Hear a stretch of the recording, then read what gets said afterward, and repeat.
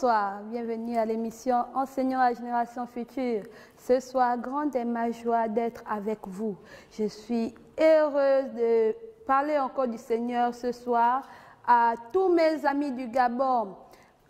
On va commencer par prier. Nous allons prier et nous allons d'abord rendre grâce au Seigneur. Il est celui-là qui a pris soin de nous depuis la semaine dernière jusqu'à maintenant. Il est celui-là qui nous a parlé la semaine dernière. Il va encore nous parler cet après-midi.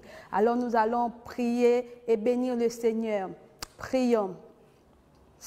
Seigneur, nous te bénissons et nous te rendons les multiples actions de grâce.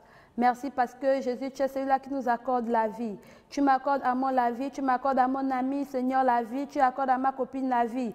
Tu es celui-là, Jésus, qui prends soin de nous. Seigneur, même lorsque c'est compliqué à la maison, même lorsque on n'a plus de force, même lorsque nous sommes malades, tu es celui-là, Jésus, qui nous accorde encore la vie. Tu es celui-là qui nous accorde la santé. Voici pourquoi, Jésus, nous te disons merci. Merci encore pour cet après-midi où tu vas encore nous parler. Nous prions que, Seigneur, ce soir, ta parole trouve une place particulière dans notre cœur et que, Jésus, tu nous aides à mettre en pratique ta parole. Aide-nous à pratiquer cela chaque jour qui passe. Aide-nous à retenir aussi ce que tu nous demandes de faire. S'il te plaît, Éternel des armées, que toute la gloire te revienne. Au nom de Jésus, nous avons prié. Amen. Amen. Ce soir, nous allons voir la promesse. La promesse est un engagement que nous prenons devant quelqu'un ou encore on fait la promesse à quelqu'un. On dit, je vais te donner telle chose, mais on ne donne pas la promesse sur place. Et la promesse aussi est une parole. Tu peux venir et puis tu promets, tu parles, tu décides de promettre quelque chose. La Bible nous dit que Dieu a promis au monde un sauveur. Lorsque Adam et Ève ont péché, Dieu a chassé Adam et Ève du jardin. Et lorsqu'il a chassé Adam et Ève du jardin, il a dit qu'il va envoyer quelqu'un qui viendra sauver le monde. Et dans ce temps, il y avait le péché. Il y avait le péché. Le péché remplissait la terre. Les gens passaient leur temps à mentir, à voler, à faire de mauvaises choses. Et nous avons dit les semaines qui sont passées que le péché, c'est faire, c'est dire, c'est voir, c'est penser dans son petit cœur ou encore écouter les choses qui ne sont pas bien aux yeux de Dieu. Mon ami, c'est à cause du péché que Dieu a chassé Adam et Ève du jardin. C'est à cause du péché aussi qu'on meurt. Mais Dieu, par son grand amour, nous a promis qu'il devait envoyer Jésus. Et beaucoup d'années sont passées. Et là, Dieu a envoyé son ange venir renouveler sa promesse auprès des hommes pour dire que je vais vous envoyer quelqu'un qui va venir vous sauver. Alors, l'ange va parler à Marie. Il va dire à Marie, tu vas enfanter un enfant. Tu lui donneras le nom il s'appellera Emmanuel, qui veut dire Dieu est avec nous. C'est lui qui viendra sauver le monde. Et Marie va rester là et elle va réfléchir. Elle va dire que, mais moi je ne suis pas mariée. Je vais faire l'enfant comment? Et l'ange va expliquer à Marie comment ça va se passer. Et Marie est restée là. Parce qu'il fallait bien que la promesse du Seigneur puisse s'accomplir dans sa vie et dans le monde. Alors, Marie est tombée enceinte. Elle a enfanté Jésus. Lorsque Marie a enfanté Jésus, cela a apporté la joie dans le monde. Parce que Jésus est celui-là qui est venu pour porter tes péchés, pour porter mes péchés. Jésus est celui-là, même lorsque tu mens, même lorsque tu voles, il est celui-là qui dit, non, laissez mon ami là tranquille. Moi, je vais souffrir pour lui, je vais mourir pour lui. Alors Jésus, il est né, il a grandi, tout comme toi, tout comme moi, Jésus a grandi avec son père et sa mère. Et lorsqu'il est devenu grand, Jésus a décidé de porter tes péchés, de porter tout ce que tu fais qui n'est pas bien. Jésus a porté cela. Et pourtant, Jésus n'avait pas menti. La Bible nous dit que Jésus n'a jamais fait quelque chose de mal. Mais parce que Dieu avait promis que quelqu'un devait venir pour nous sauver, pour nous enlever de là où on était déjà condamné par nos mauvaises choses.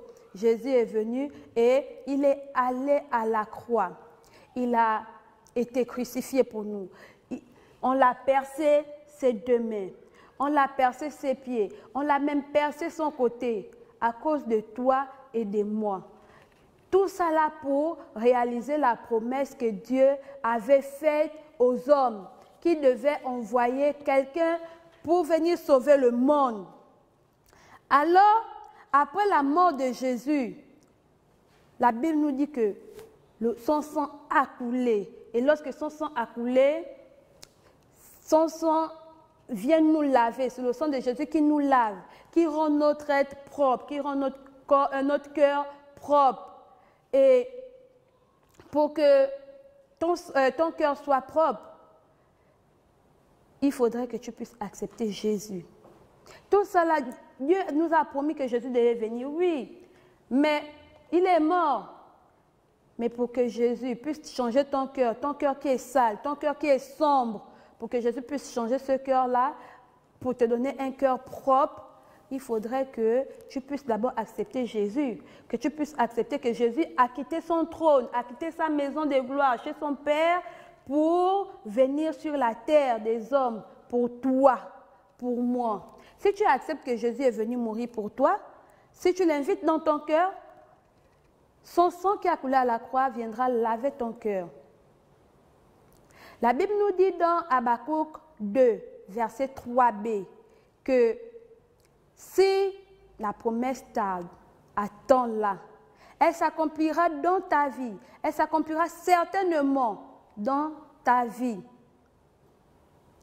Quand Dieu a promis que quelqu'un devait venir sauver le monde, les années sont passées, ça a duré, les gens étaient désespérés, les gens ne savaient plus quoi faire. Ils sont restés là, ils ont attendu.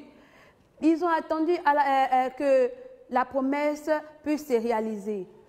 Voici pourquoi ce soir encore, mon ami, je vais t'interpeller pour te dire que quel que soit ce que tu traverses, que tu sois malade, que tu sois échoué à l'école, peu importe ce que tu as fait, Dieu te dit que si la promesse tarde, attends. La Bible dit que nous devions être la tête et non la queue. Alors si tu es malade, peu importe la durée de la maladie, sois rassuré, le Seigneur Jésus-Christ est celui-là qui viendra te guérir. Si tu es échoué, mon ami, ça aussi, la Bible te dit que tu es la tête et non la queue. Si tu es échoué aujourd'hui, Dieu te fait la promesse que tu vas réussir. Mais pour réussir, il faudrait que tu puisses te mettre au travail. Pour réussir, il te faut aussi appeler Jésus dans ta vie comme Seigneur, comme aide, parce que Jésus est celui-là qui peut t'aider. La Bible nous dit que lorsque Jésus est monté au ciel, il nous a promis qu'il ne nous laissera pas seuls. Il nous enverrait un ami qui est le Saint-Esprit.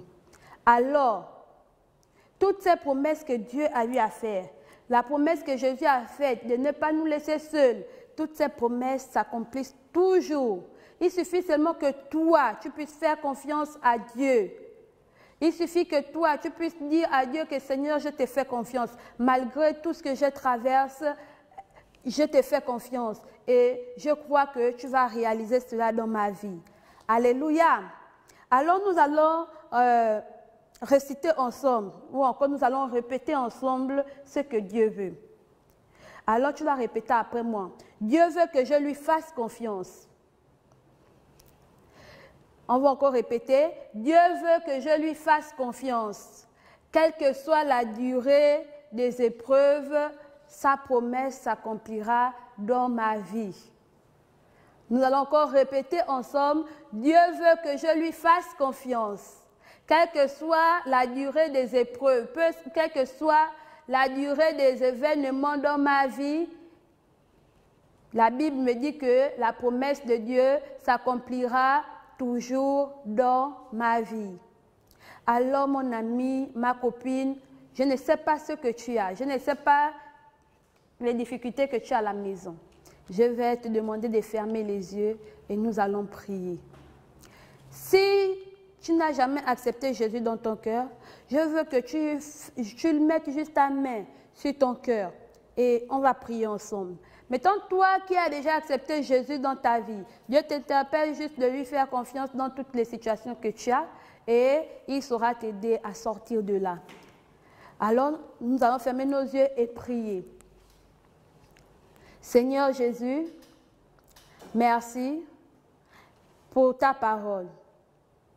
Seigneur, je prie que toi seul, tu puisses encore me pardonner pour toutes les fois où j'ai douté de ta parole, pour toutes les fois où je ne t'ai pas fait confiance.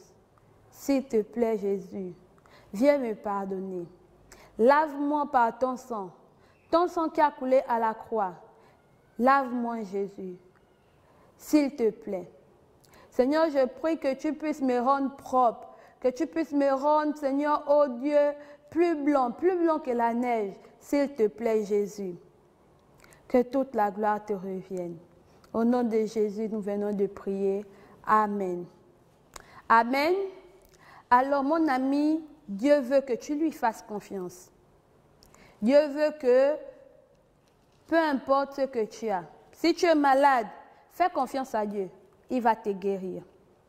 Si tu n'as rien à manger à la maison, fais confiance à Dieu. Il va te guérir. Il est celui-là qui guérit. Il est celui-là qui pourvoit à nos besoins, qui nous donne à manger chaque jour. La parole de Dieu dit que le Seigneur ne nous abandonnera pas, il ne nous délaissera pas. C'est une promesse que Dieu t'a faite, qu'il ne va pas t'abandonner. Peu importe ce que tu as, fais confiance en l'Éternel. Alléluia. Alors, je suis heureuse de passer encore ce moment avec vous. Nous bénissons le Seigneur qui vous permet de regarder cette émission encore ce jour. Que toute la gloire revienne au Seigneur. Nous faisons un coucou à tous nos amis du Gabon, à tous les moniteurs du Gabon et que Dieu vous bénisse. Que celui qui est malade reçoive la santé maintenant. Au nom de Jésus. Amen. À mardi.